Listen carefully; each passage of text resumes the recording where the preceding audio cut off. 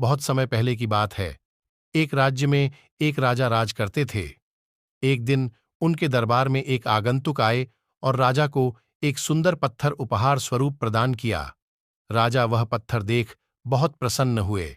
उन्होंने उस पत्थर से भगवान विष्णु की प्रतिमा का निर्माण कर उसे राज्य के मंदिर में स्थापित करने का निर्णय लिया और प्रतिमा निर्माण का कार्य राज्य के महामंत्री को सौंप दिया गया। महामंत्री गांव के सर्वश्रेष्ठ मूर्तिकार के पास गए और उसे वह पत्थर देते हुए बोले, महाराज, मंदिर में भगवान राम की प्रतिमा स्थापित करना चाहते हैं। 7 दिन के भीतर इस पत्थर से भगवान राम की प्रतिमा तैयार करके राज दरबार में पहुंचा देना। इसके लिए तुम्हें 100 स्वर्ण मुद्राएं दी जाएंगी। 100 स्वर्ण मुद्राओं की बात सुनकर मूर्ति बनाने वाला व्यक्ति खुश हो गया और महामंत्री के जाने के बाद मूर्ति निर्माण का कार्य प्रारंभ करने के उद्देश्य से अपने औजार निकाल लिए।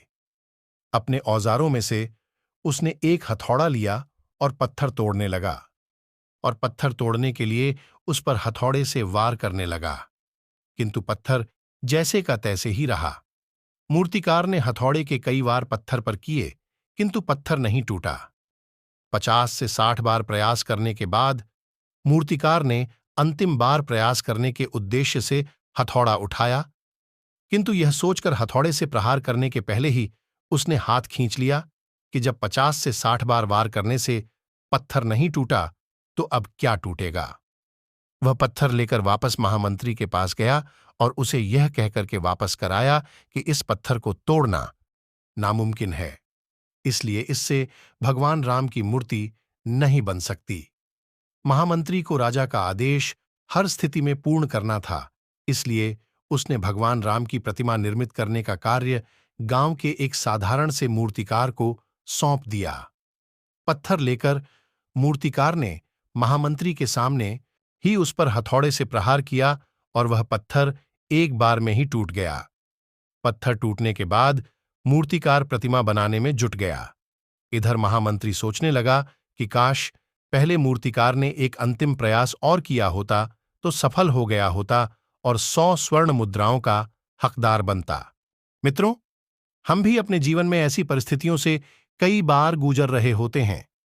कई बार किसी कार्य को करने के पूर्व या किसी समस्या के सामने आने पर उसका निराकरण करने के पूर्व ही हमारा आत्मविश्वास डगमगा जाता है और हम प्रयास किए बिना ही हार मान लेते हैं। कई बार हम 1-2 प्रयास में असफलता मिलने पर आगे प्रयास करना छोड़ देते हैं, जबकि हो सकता है कि कुछ प्रयास और करने पर कार्य पूर्ण हो जाता या समस्या का समाधान हो जाता। यदि जीवन में सफलता प्राप्त करनी है तो बार बार असफल होने पर भी तब तक प्रयास करना नहीं छोड़ना चाहिए जब तक सफलता नहीं मिल जाती। क्या पता, जिस प्रयास को करने के पूर्व हम हाथ खींच लें वही हमारा अंतिम प्रयास हो और उसमें हमें कामयाबी प्राप्त हो जाए। मित्रों, आपको ये कहानी कैसी लगी कमेंट जरूर करें, वीडियो को लाइक करें और चैनल पर नए हैं तो सब्सक्राइब करें और बेल आइकन दबा दें कि आपको ऐसे ही वीडियो मिलती रहे।